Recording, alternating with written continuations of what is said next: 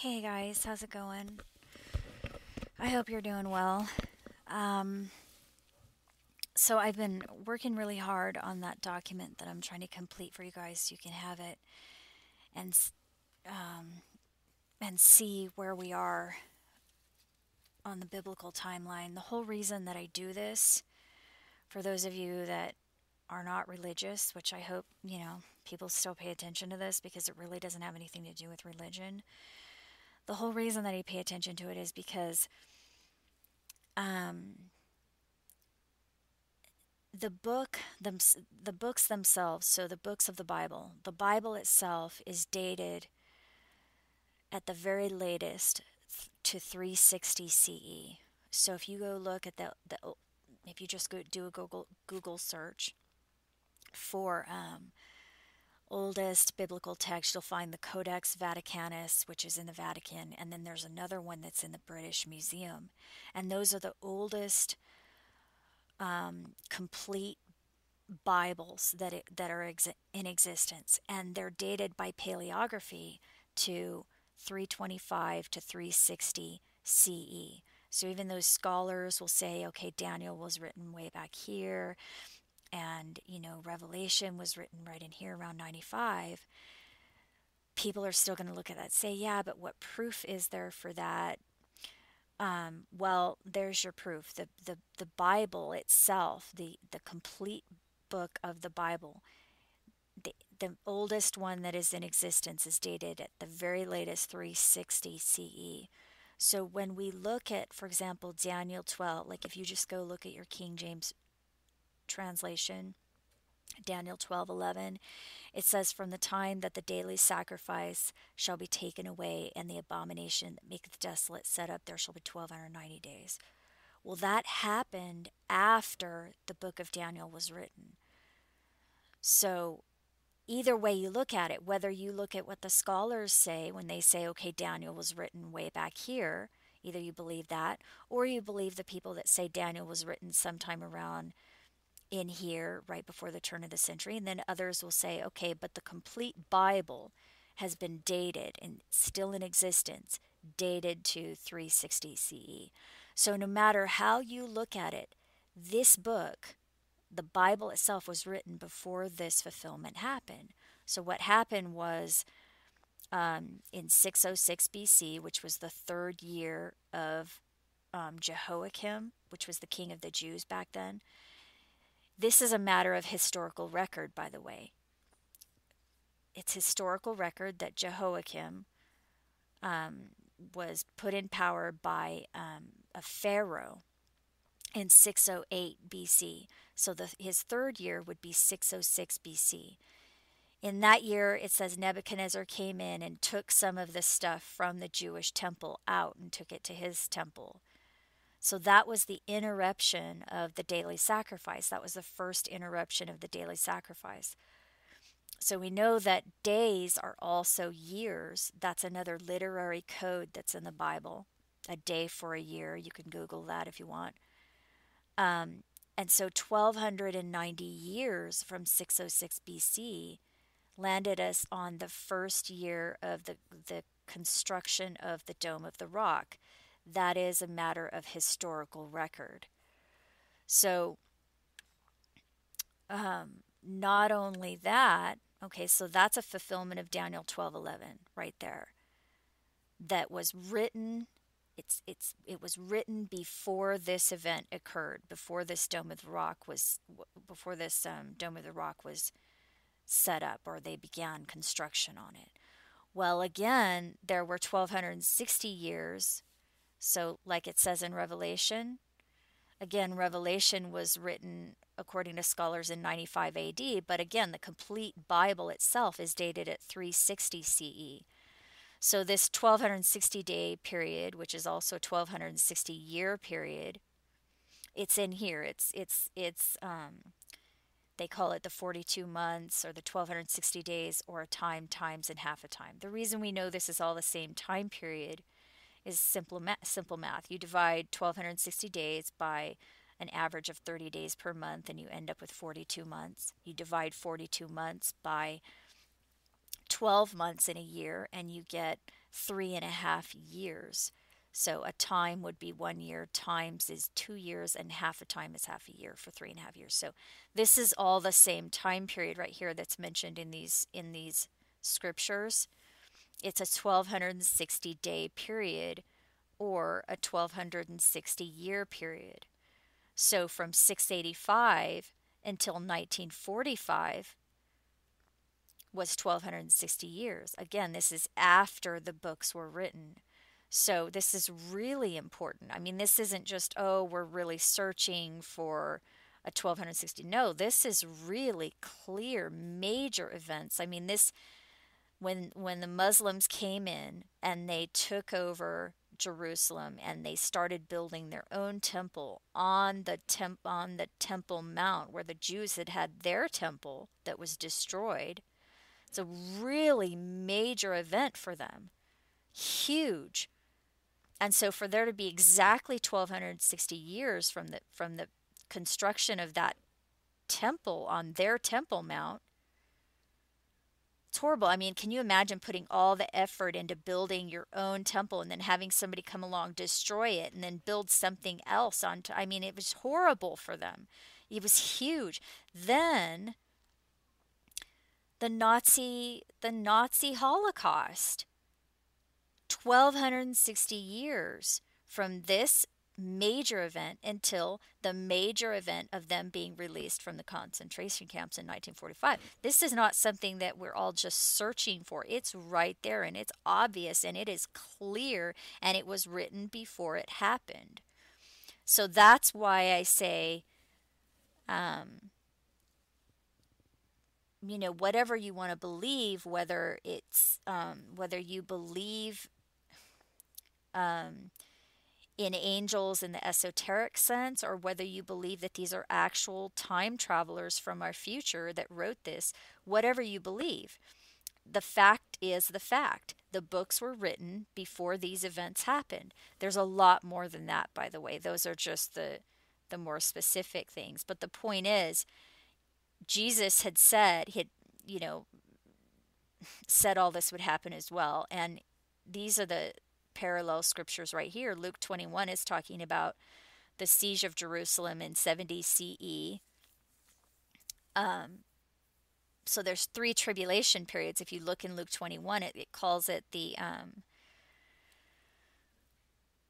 it says Jerusalem is compassed with armies, etc., etc. That it's clearly talking about the siege of Jerusalem in 70 CE. We know what happened because Josephus was there. He was a historian, a Roman historian who recorded that, Roman Jewish historian. So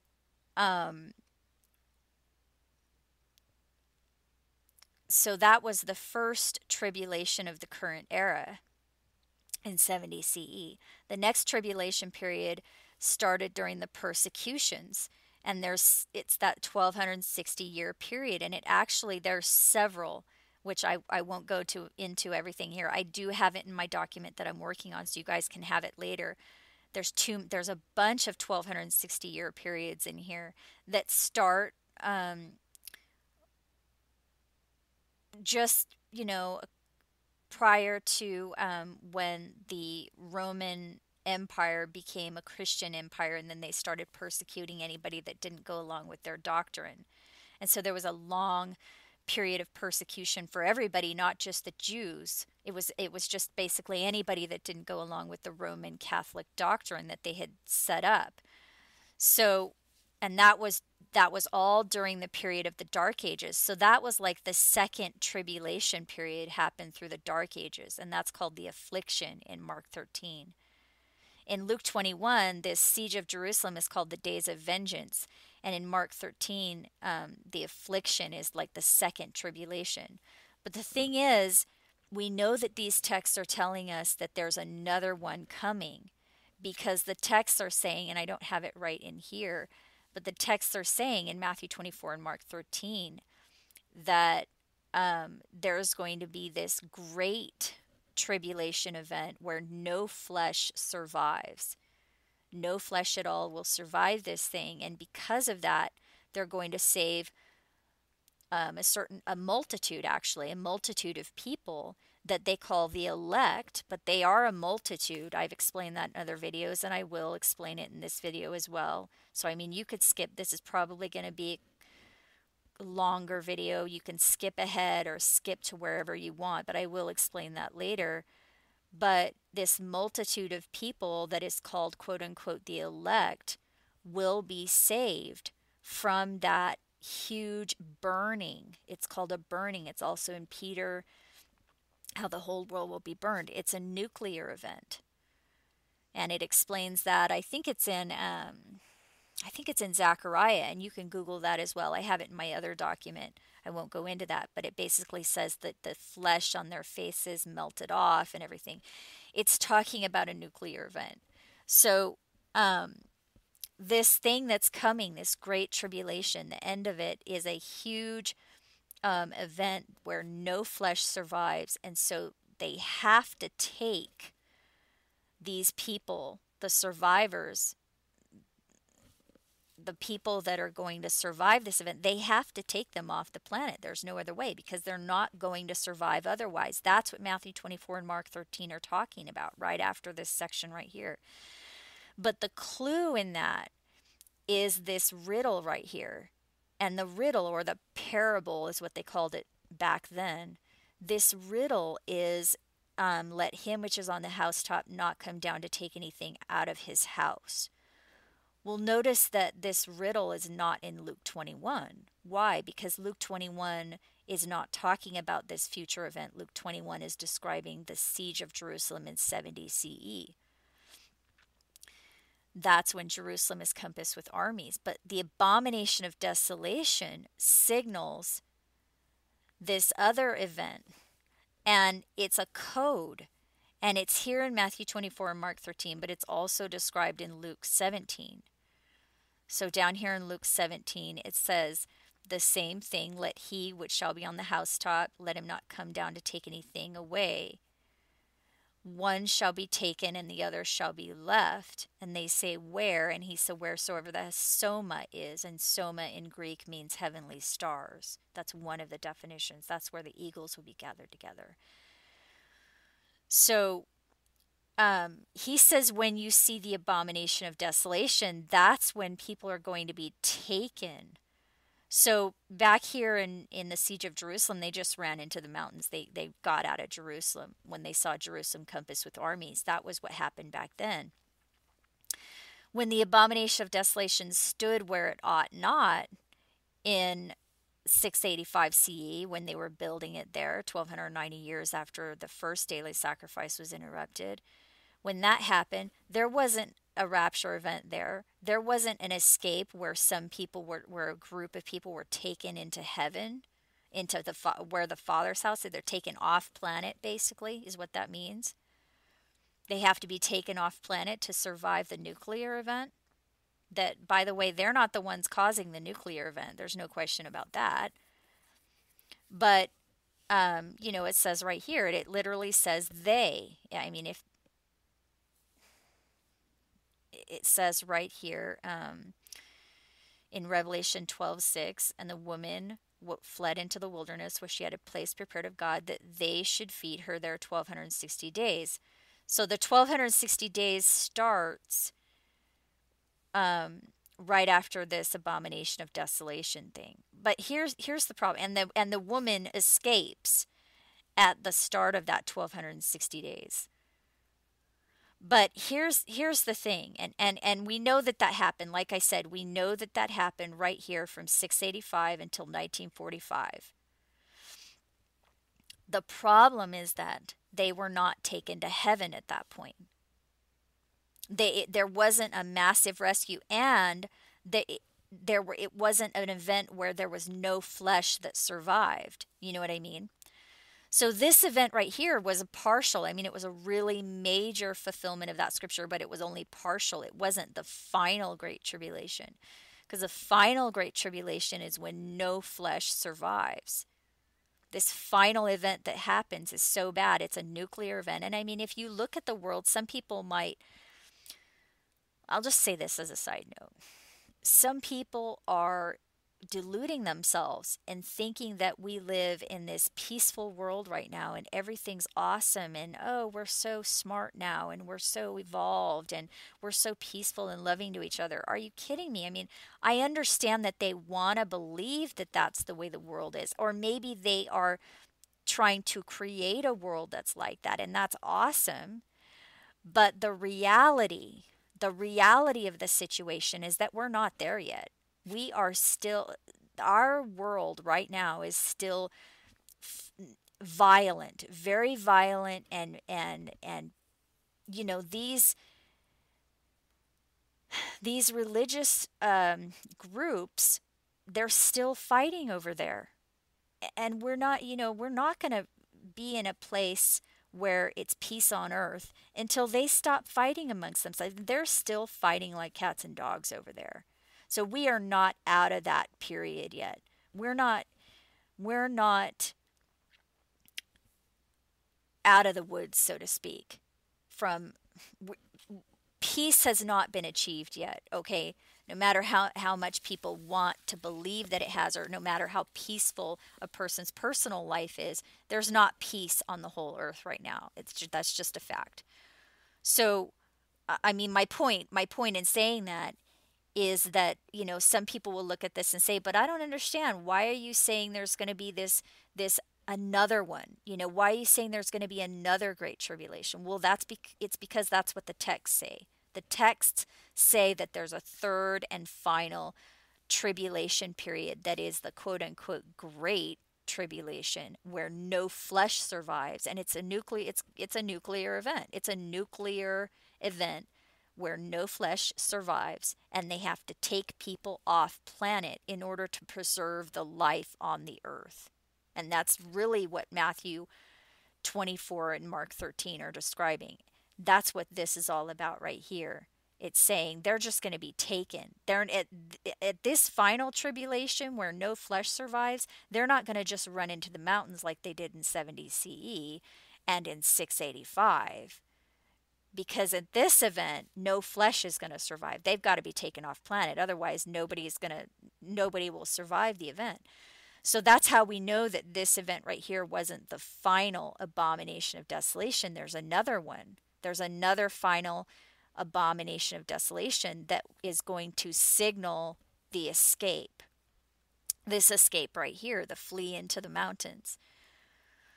So, I mean, you guys are already familiar with this. I mean, there's an alternate translation for Matthew 24:15, where it says, when you see the abomination of desolation stand in the holy place, let them which be in Judea flee into the mountains. Well, there's an alternate translation. It's not an interpretation. It's actually a translation where it's this word right here, Judea, also means he shall be praised. This word flee also means be saved by flight. This word here, into, also means by. And this word mountains, which is oros, it comes from the word oro, which means rising. So this is an alternate translation. This word here, abomination, also means idol. This word desolation also means horror, which is a synonym for terror. This word right here also means hallowed place. So the alternate translation says, when you see the idol of terror stand in the hallowed place, let them which he shall be praised be saved by flight by the rising. And then it confirms the same thing in Mark 13:14. So in Mark 13:14, it says, when you see the abomination of desolation standing where it ought not, then let them which be in Judea flee to the mountains. Okay, so here it is. I have it color-coded. Standing also means escape and safety. Where also means whereas. Ought also means necessary, and its root word means bind or fasten. And not means not have permission. So the alternate translation can say, but when you shall see the idol of terror spoken of by Daniel the prophet, escape and safety, whereas it is necessary to bind or fasten those who do not have permission, then let them which be he who shall be praised be saved by flight. Or it could be, then let them which shall be praised be saved by flight by the rising. So remember, it talks about that in Matthew 13. It says, gather ye together first the tares, and bind them in bundles to burn them, but gather the wheat into my barn. So it's kind of confirming that right here in Mark 13. It's saying, when you see that idol of terror or that abomination of desolation. We know we're not talking about this. This was the first one, yes, and it's very important, but this wasn't the final one. We're talking about the final one here. This is when they don't just flee into the mountains.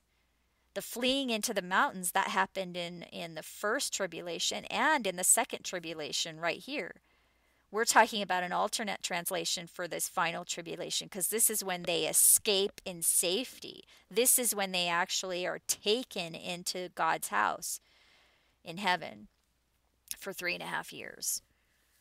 Whereas it is necessary to bind or fasten those who do not have permission. That's exactly what it says in Matthew 13. So we have an alternate translation here. And in fact, there's probably several alternate translations. I don't know. I haven't looked at all of them, but this is the one that made the most sense to me, because this is what it's, this is what it's saying. It tells us that down here in Revelation 12 as well. In Revelation 12:6, and the woman fled into the wilderness, where she had a place prepared of God that they should feed her there 1,260 days. So the alternate translation here, you can see that this word fled also means saved by flight. Into also means for, in the sense of because. Go look at the concordance. It actually clarifies that. It says it's this word in the sense of because. The word wilderness, it literally means this Greek word that was translated as the wilderness. It literally means deprived of the aid and protection of others. So this alternate translation reads, and the woman was saved by flight because she was deprived of the aid and protection of others, where she had a place prepared of God that they should feed her there 1,260 days. So this is giving us the reason that the woman is taken into heaven. So we know the first reason. We know the first reason that this group of people are taken into God's house. The first reason is that no flesh is going to survive on the planet if they don't take these people into heaven. That's the first reason.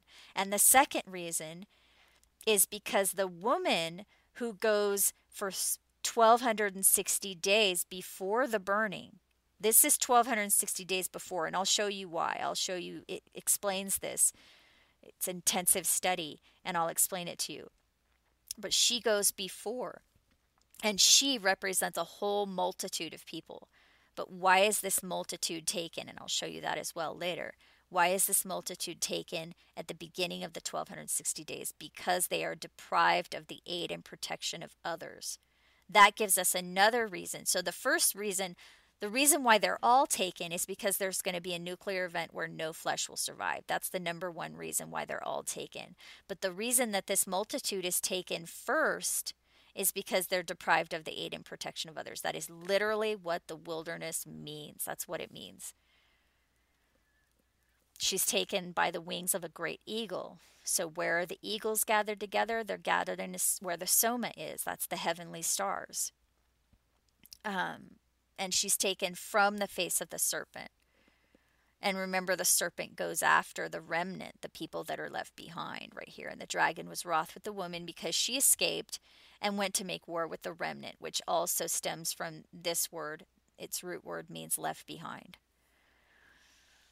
Okay, so the escape is what happens first. There's this escape that happens. And it's not the same kind of escape that happened in the first tribulation or the second tribulation. This third escape is going to be, they're going to heaven. This multitude is going to heaven for 3.5 years. So here's where it tells us that it's the multitude. In Revelation 7, the first thing it describes in Revelation 7 is the 144,000, the 12 tribes of Israel. And it says that they're sealed. But then after that, it describes the multitude that stands before the throne. These are they which came out of or away from the great tribulation. Everything I have in brackets is what these words actually mean. So there's different meanings to these words. The Lamb which is in the midst of the throne shall feed them. So again, they should feed her there 1,260 days. So They should feed her their 1260 days, the woman that fled into the wilderness. They're feeding her there right here. What's happening with the multitude? They're being fed by the Lamb. These are they which came away from the great tribulation. They're being fed right there. That's our clue. That's our first clue that we're talking about the woman. That this great multitude that can't be counted, it's the woman. It's the group that goes first at the beginning of the 1260 days. So I mean, I'm not saying this is the date when it's going to happen. I mean, I don't know, but this is an example of how the timeline looks. The 1260 days happens. The woman escapes here, and then the two witnesses escape at the end. Okay, so I'll just go through here real quick. So the woman goes into God's house, my Father's house right here, where there's a place prepared for them. And they stay there for 3.5 years, or 1260 days. And it's the multitude. We have confirmation of that in Revelation 11 as well, because it says, it's saying, okay, measure the temple of God and them that worship therein, but don't measure the court without. It's given to the multitude, and the holy city they shall walk underfoot 42 months. Okay, well, we already know 42 months is also 1260 days. So we're told the multitude. This word is usually translated as Gentiles, but when you look at the meaning of the word, it means multitude. Multitude. It means multitude. Go look it up. I have links to the concordance, by the way, below in the description box, or you can just look up concordance, Google it, and find your own. But I have a couple of links to 2 different concordances below if you want to go look at this yourself. It means multitude. And this holy city, by the way, originally it may have been Jerusalem on the earth, but in the future it's New Jerusalem. So let me see if I can find it. Did I put it in here? It's New Jerusalem. So for some reason I didn't put this in here. But New Jerusalem comes down out of heaven. So here it is right here in Revelation 21. And I, John, saw the holy city, New Jerusalem, coming down out of heaven, prepared as a bride. Okay, so at the end, the bride is coming down out of heaven. That's New Jerusalem. So the bride coming down out of heaven at the end. Again, Matthew and Mark both say he's gathering the elect from heaven. He's also gathering them from the earth. At the end of the tribulation, he's gathering the elect from heaven, because that's where they went to for 3.5 years. And he's also gathering the 2 witnesses from off the earth. That's what happens at the end, and that's what Matthew 24 and Mark 13 are telling us. So anyway, the bride is New Jerusalem right there, coming down out of heaven at the end. So the bride,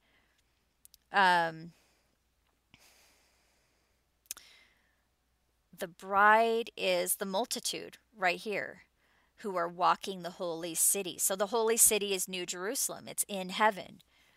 So they're walking, the multitude right here are walking the holy city in heaven for 1260 days, and they are being fed by the Lamb there. That's what that all means. No question, that's what it says. You know what I mean? And these are literal. This is going to be a literal event. It's not a figurative, symbolic thing. It's going to be literal, just like this. Just like this was a literal thing that was built right there. And yeah, it may sound fancy. Oh, the abomination is going to stand at the blah, blah, blah. But this was a literal event that happened. This was a literal event. These were literal fulfillments of these scriptures. This escape is going to be a literal event. It's literally going to happen. And you know, when something like this is written and it sounds all romantic or whatever, and I mean, when I say romantic, I'm talking about a certain style of, you know, people read it and they just pass it off and they think, oh, it's all about unicorns and rainbows. And they don't realize that while this may be written in a way that sounds non-scientific to you, this is a literal thing that's going to happen. And once it becomes reality, they'll have a different view on it. But this really is going to happen.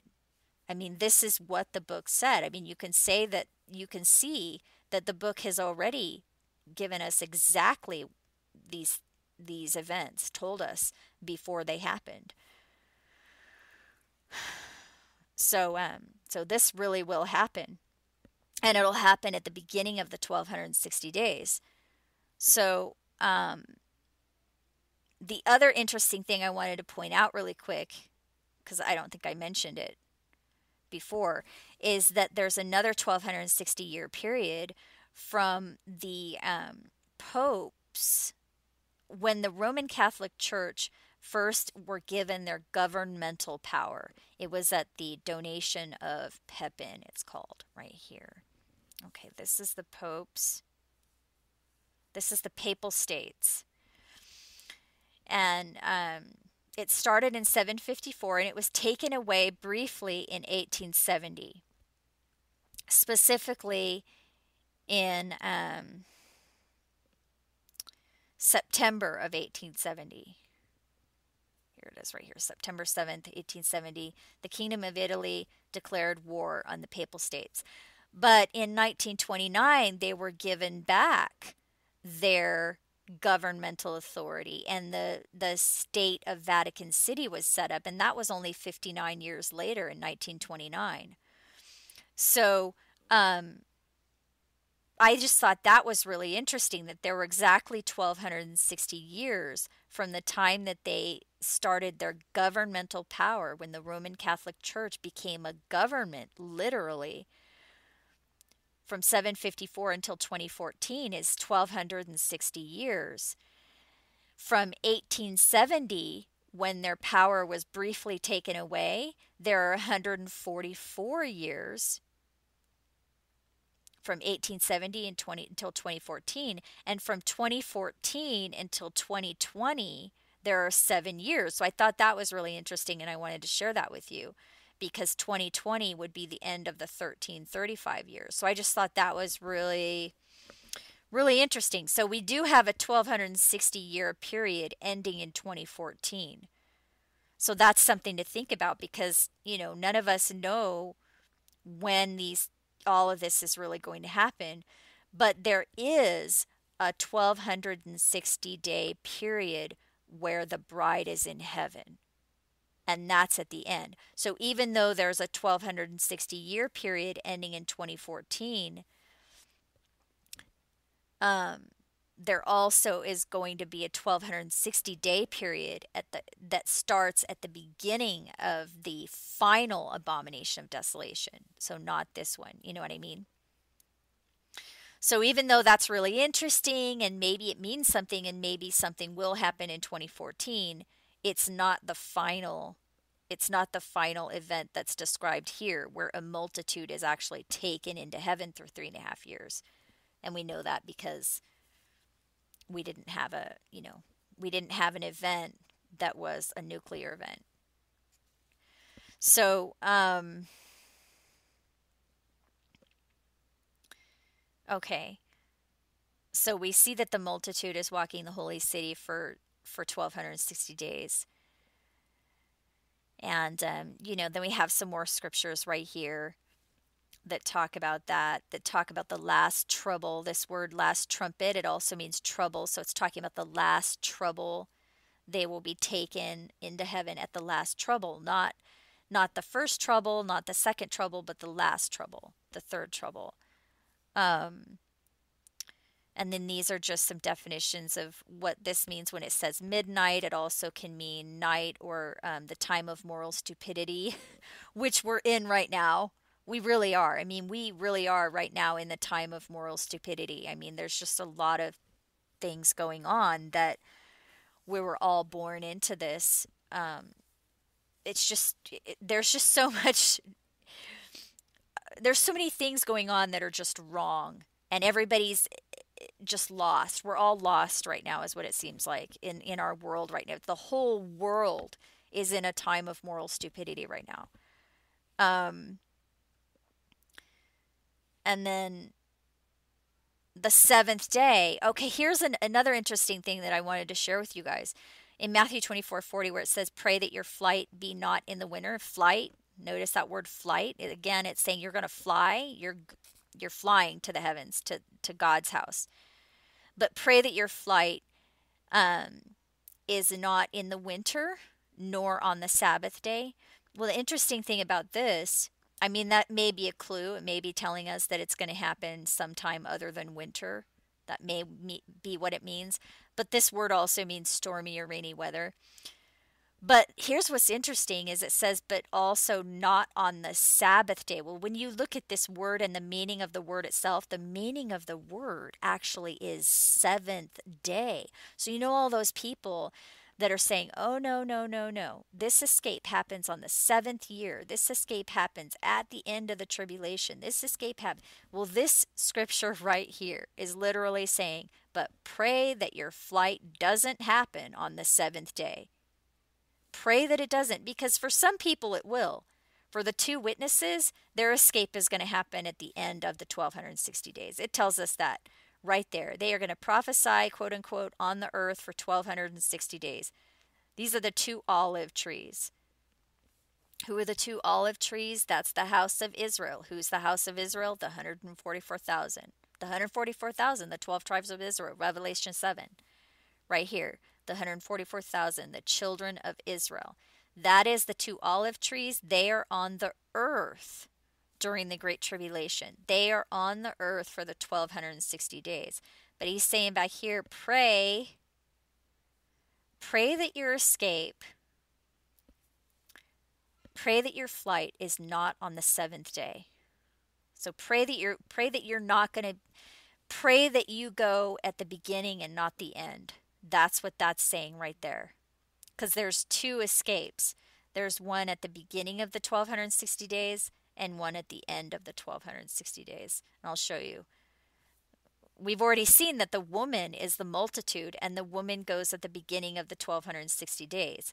And we've seen that Israel, the 144,000, stay on earth for 1260 days, and they don't ascend up until the end. It says right here.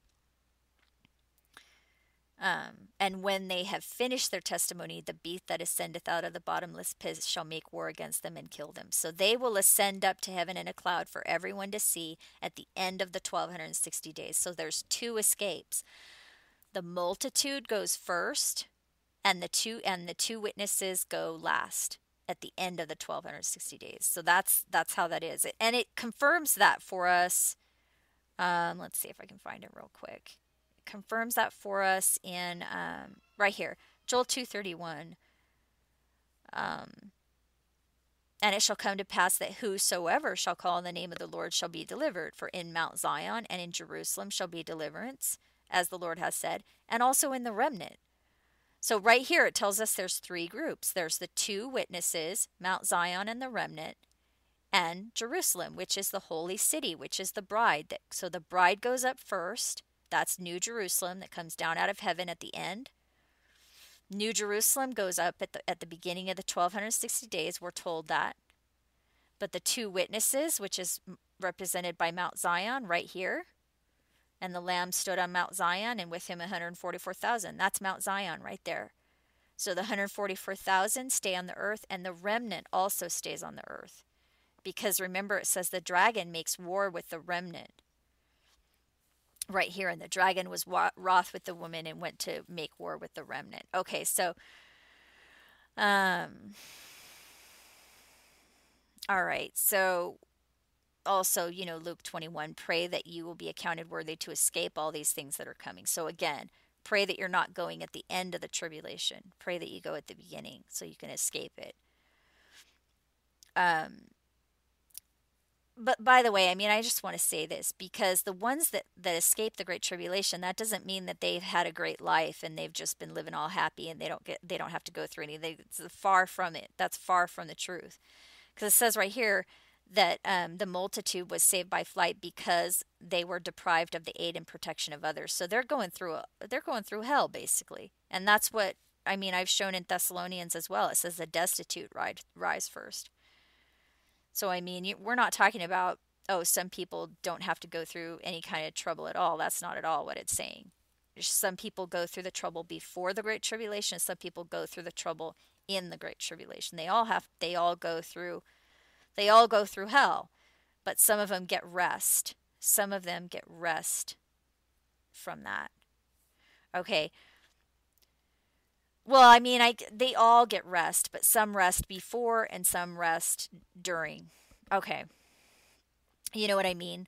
Like some are going through tribulation. They're going through trials and tribulations before the 1260-day period. And they rest during the 1260-day period. And then there's these other groups, the remnant and the two witnesses, that don't go through trial and tribulation until the 1260 days. I mean, that's what it seems like it's saying to me. So these are the scriptures that seem to back that up. And I've tried to look at all the scriptures and not leave anything out. So anyway, then the Great Tribulation happens. And here's the scripture right here where it says, and except those days should be curtailed, there should be no flesh saved. But for the elect's sakes, those days will be curtailed or shortened, depending on which group you're in, because the elect covers all three groups. So depending on which group you're in, either it's going to be curtailed, which literally means deprived of. So either you're deprived of the tribulation or the tribulation is shortened for you, depending on which group you're in. But the point is, no flesh is going to be saved, so everybody's going to be taken to God's house. Some at the beginning of the 1260 days and some at the end. So the burning doesn't happen until the end of the tribulation period, the Great Tribulation. Here's that scripture right here in Zechariah 14 that says their flesh shall consume away while they stand on their feet, and their eyes shall consume away in their holes. It's a nuclear event that is talking about that no flesh will be saved from. And at that time, Michael will stand up. And there shall be a time of tribulation. And at that time thy people shall escape. And there was war in heaven, and Michael fought against the dragon, and the dragon was cast out, and then the dragon went to make war with the remnant. So the woman escapes when the dragon is cast out. It tells us that as well. And then in Daniel it says, how long shall it be till the end of this wonders? And then again it says for a time, times, and half a time. So again, that's 1260 days.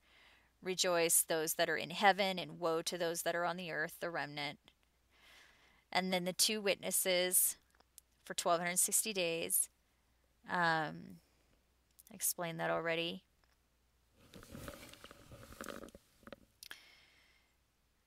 Okay, so then the end of the tribulation. This is how we know that the asteroid strike happens at the end of the tribulation. This is how we know. It says immediately after the tribulation, the sun will be darkened, the moon shall not give her light, and the stars shall fall from heaven. Well, why does that happen? It says right here in Revelation, the sun became black as sackcloth of hair, and the moon became as blood, and the stars fell from heaven. And why does that happen? Right down here in Revelation 9. And the sun and the air were darkened by reason of the smoke of the pit. What caused the smoke of the pit? A star that fell from heaven. So a star fell from heaven and opened the bottomless pit, and there arose a smoke out of the pit, and the sun and the air were darkened by reason of the smoke of the pit. So when it says the sun became black as sackcloth and the moon became as blood and the stars fell from heaven, it's talking about this asteroid strike. But we don't just know it's an asteroid strike from that alone. We also know because it tells us that in Daniel, and it tells us that in another scripture in Revelation. Here it is again. There fell a great star from heaven. The star is called wormwood. It destroys a third part of the earth. Right here in Revelation 18, a great millstone will destroy Babylon. Babylon will be thrown down, will be destroyed by a great millstone. It tells us that also in Daniel. Daniel 2 says it's a stone that was cut out without hands, and that's what destroys the feet of the image. Okay, so the beasts. The four beasts of Daniel in Revelation, in Daniel 7, parallel the four parts of the image in Daniel 2. The fourth part of the image is the legs and the feet. They're all the same empire. It's the Roman Empire. I don't have time to go into all that, but it is in a document. I've gone an in-depth study on that, so you guys can have it as soon as I'm done with that, which hopefully I'll be done this month. But That fourth kingdom is the Roman Empire. And the legs and the feet represent that fourth kingdom. It's iron, that fourth beast. That fourth beast is also the first beast of Revelation 13. It's the beast with 7 heads and 10 horns. It's also in Revelation 12, the dragon. So that's all the same. The fourth beast of Revelation of Daniel 7, the fourth part of the image, the legs and the feet of Daniel 2, and the first beast of Revelation 13 and the dragon of Revelation 12 are all representing the same thing. It's this final world empire. It has 10 kings, but the 10 kings, just as a side note for you guys, the 10 kings are at the very, very end. How do we know that? Because the feet, it's the feet. The kingdom is broken up at the end. That's the clay and the iron of the feet, but the 10 toes of the feet, think about it. The 10 toes. Let me see if I have it in here. Right here, right here. Here it is. This is Daniel 2. The legs and the feet. So the legs were of iron and the feet were mixed with clay because they tried to mingle themselves with the seed of men. That tells you right there they're not human.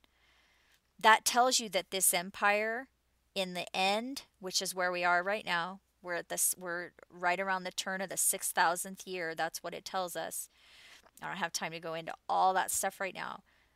But that's how we know that 6,000th year, it's a range. We don't know exactly when it ends.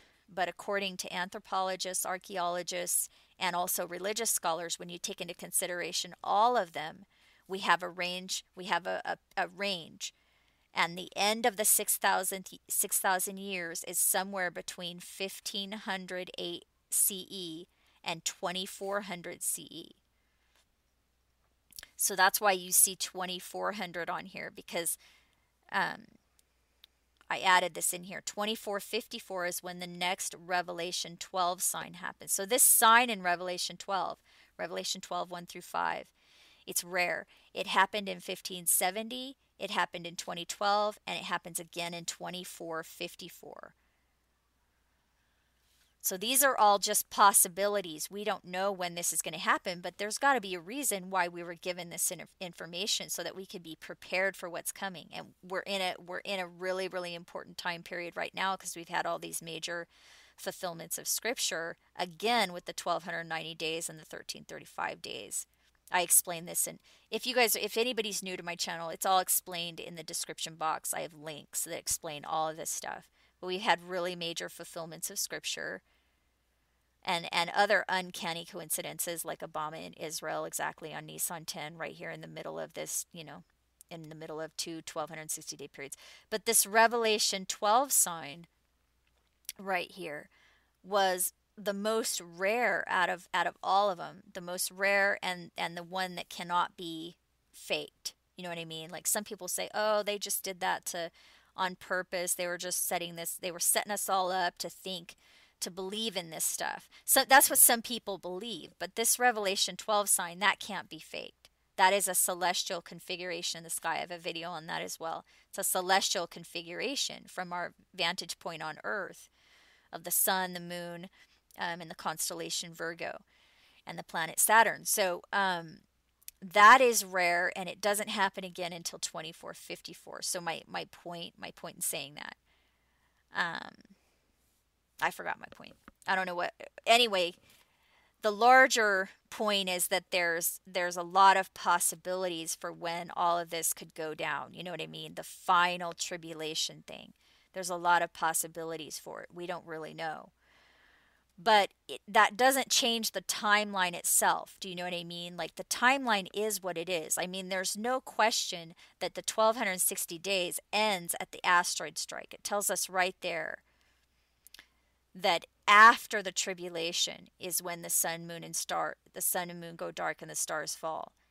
That happens because of the asteroid strike. The sun and the air are darkened by reason of the asteroid strike. The stars fall from heaven. I mean, when an asteroid hits, there's all these meteors that hit first.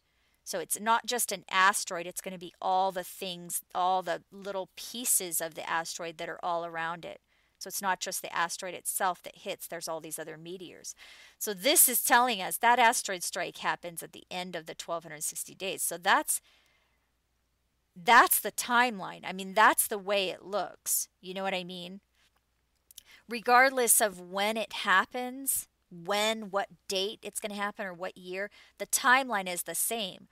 The multitude escapes first at the beginning of the 1260 days, and the two witnesses escape at the end of the 1260 days. The end of the 1260 days is when the asteroid hits. Right here, it's the day of the Lord. That's when the kings go forth at Armageddon to fight against Christ. That's when all of that happens. That's at the end of the 1260 days.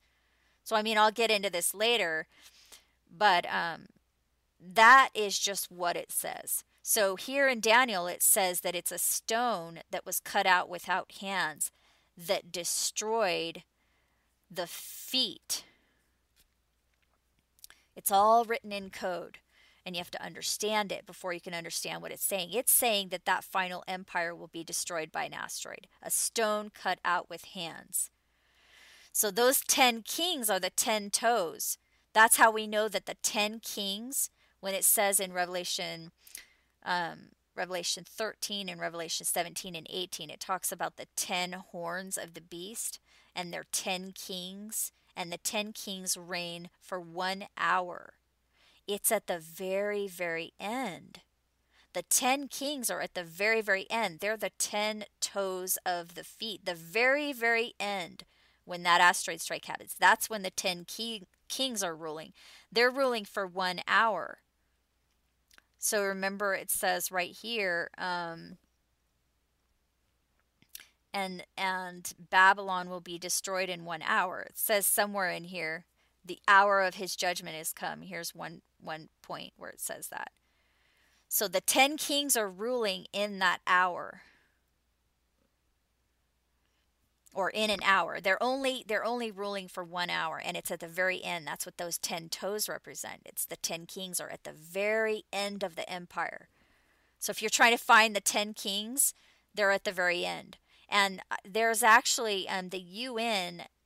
I'll leave a link for you guys, but the UN actually came out with a document in 2009 that sections off the entire planet into 10 sections, and that might be what the 10 kings are. But they're at the very end. Anyway, so that's destroyed. Daniel 2 is telling us that the stone that was cut out without hands destroyed that final empire. Well, in in Daniel 7, it tells us that the fourth beast, which is also that same final empire, that fourth beast was killed by a burning flame. So a burning stone, basically.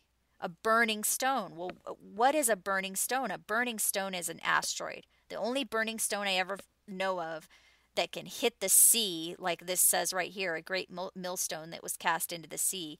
I mean, that's an asteroid. There's no question about it, you guys. A star fell from heaven. It's an asteroid that destroys the beast. And that happens at the end of the 1260 days. Okay, but here's what's kind of interesting, because there is a 1260 year period ending in 2014. So, right here, this 1260 year period ends in 2014. So are we talking about an asteroid strike in 2014? I mean, I don't know. We do have a 1260 year period ending in 2014. But there's no question about it. The asteroid strike happens at the end of the tribulation. And personally, I think this is talking about the Great Tribulation, the final one. But we don't really know, because it also says that in Mark, immediately after the tribulation, this is what happens. And we know that Mark is describing the second tribulation as well. So Mark describes the second tribulation and the third tribulation. You know what I mean? So maybe this is referring to the second tribulation. Do you see what I'm saying? We know that it was fulfilled back here in 685. This was a 1260 year period, and this was also a 1260 year period. So we are coming up to the end of the second one in 2014. So could that be the asteroid strike? Yeah, it could be, but I mean, I don't know. Nobody's going to know until it happens, except for maybe like whoever the Vatican, they probably know because they have an observatory in Arizona, don't they? So if there's an asteroid coming, they probably all know about it. Maybe that's what they're preparing for. But that's what the texts say, and that's all I do. I just talk about what the texts say. The texts say that the asteroid strike is after the tribulation. That's when the fig tree is shaken. The fig tree goes up by a mighty wind, the four winds of heaven. The Mount Zion, the 144,000 are redeemed. The 144,000, by the way, they're not defiled with the woman. It's not women in general. It's the woman. It's Babylon. The woman which thou sawest was that great city. So the 144,000, they're not defiled with the woman. I just wanted to throw that in there. So here's the torment for 5 months, and this comes after the 1260 days as well. We know that because it's telling us in Revelation 9, it's talking about how the star fell from heaven. That's the reason why the sun and the air were darkened.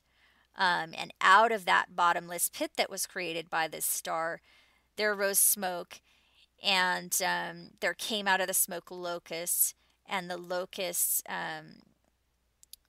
burned or stung those who did not have the seal of God in their foreheads, that they should be tormented 5 months. So we know that there's a period of 5 months after the 1260 days ends. You know what I mean? After the tribulation, the asteroid strikes. The star falls, hits the earth, creates a big pit. The pit causes the sun and the air to go dark. We have the stars falling from heaven. This is after the tribulation. This is after the 1260 days right here. And there's a 5-month period after that. So this is all scripture. This timeline in here, although we don't know the dates, again, I'll explain why I have dates in here. This is just possibilities, that's all. It doesn't mean anything except that, and I'll explain it to you, except that it's just possibilities. That's all. We're just watching this and wondering, looking at it and saying, okay, what's going on? What's going to happen next? That's all we're doing here. But there's no question that this is the timeline. The 5-month period happens after the 1260 days.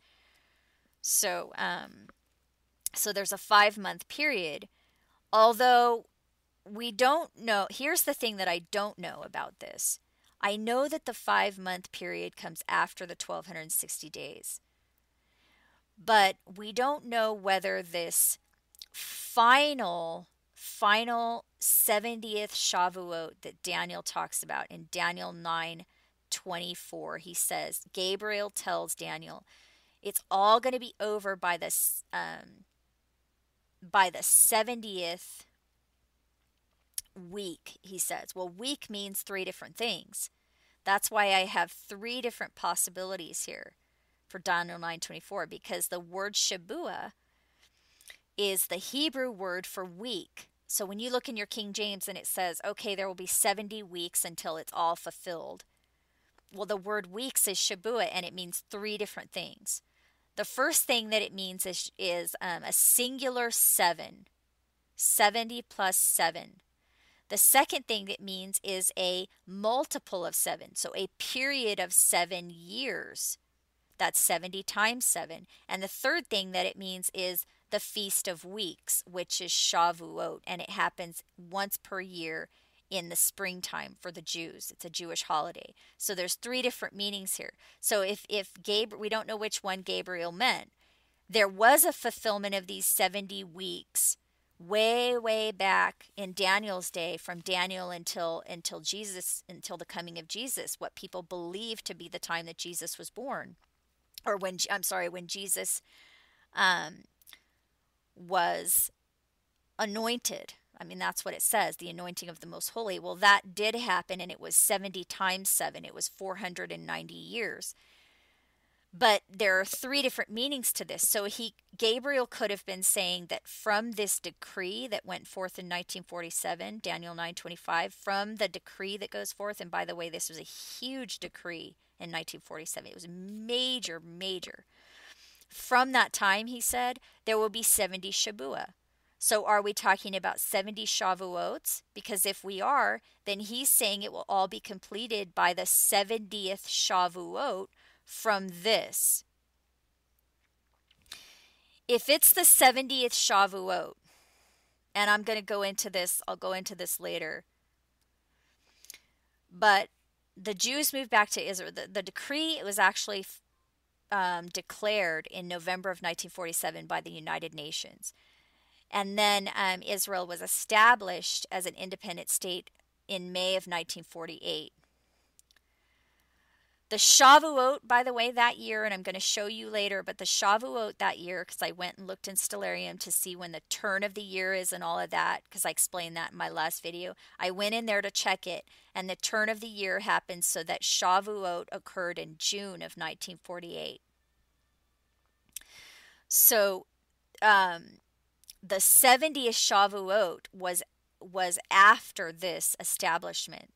So either way you look at it, whether you look at November of 1947 as the going forth of the decree, or when they actually were established in May of 1948, either way, the first Shavuot after this was in June of 1948.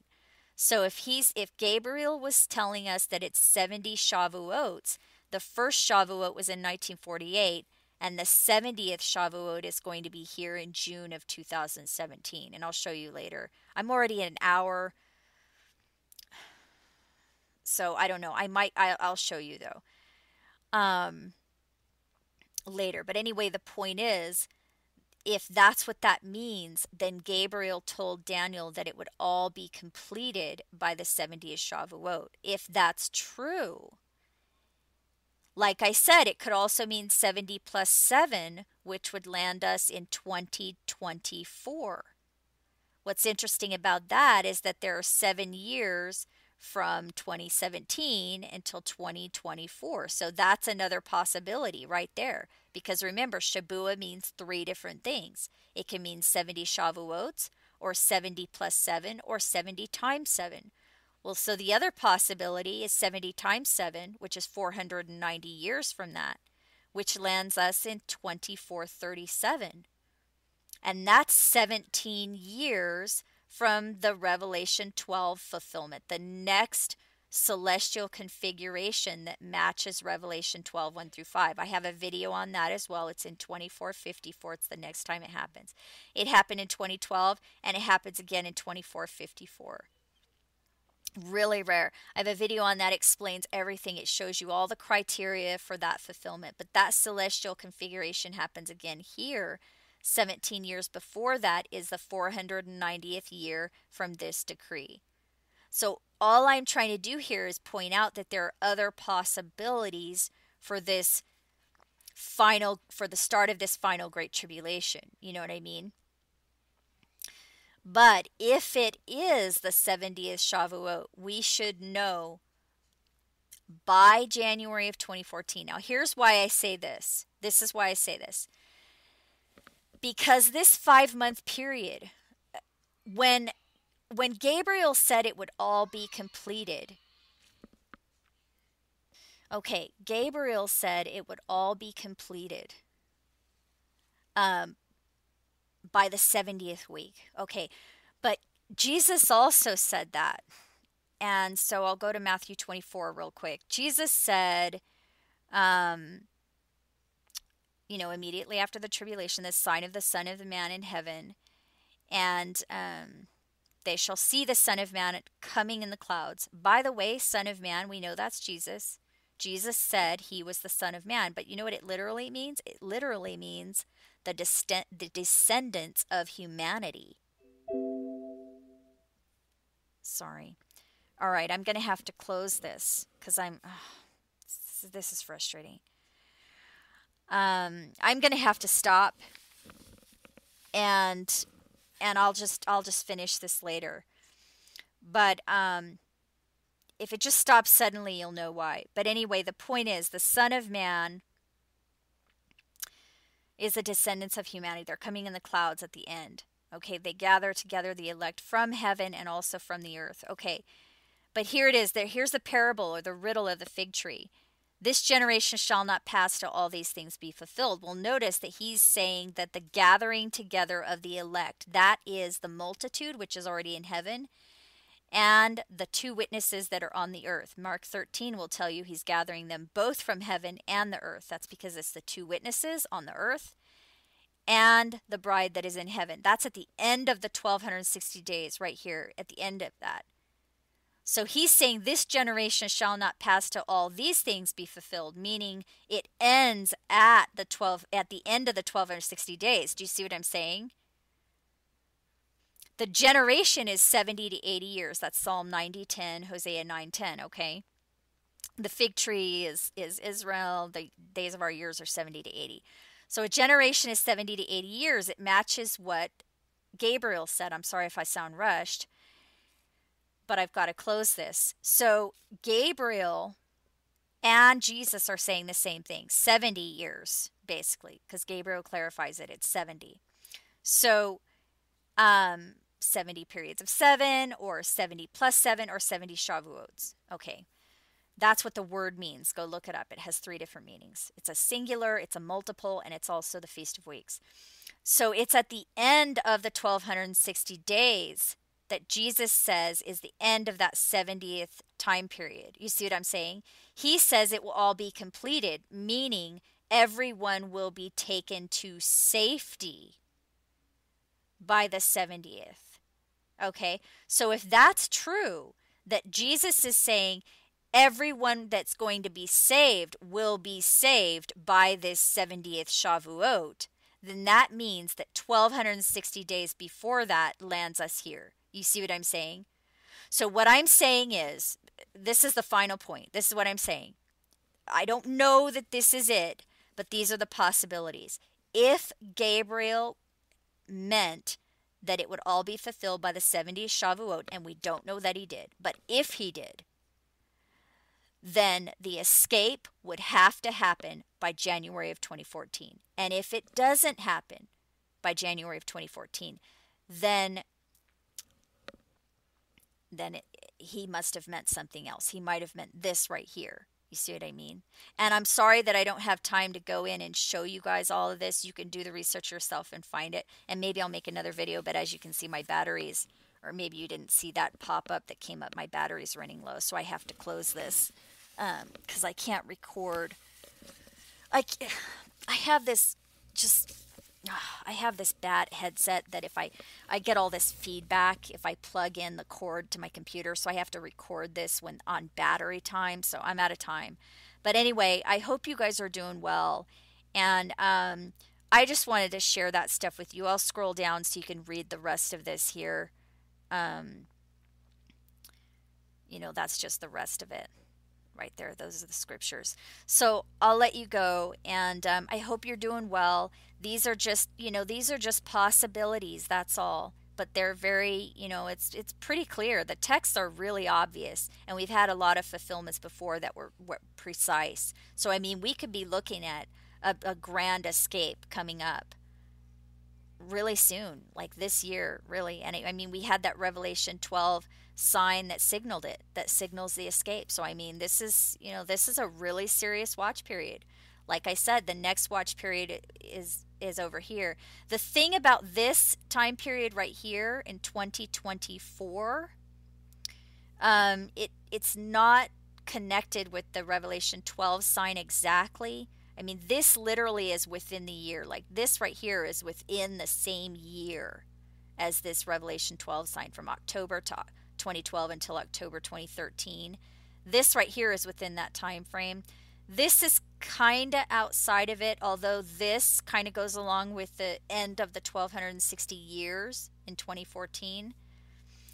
And so this one's not really connected to this Revelation 12 sign, although this one is, this end of the 490 years is connected sort of to a Revelation 12 sign. So anyway, that's it. I don't want to take up any more time. I hope you guys are doing well. I hope you enjoyed this information. I'm still working really hard on that other document for you guys. I'll get that out as soon as I possibly can.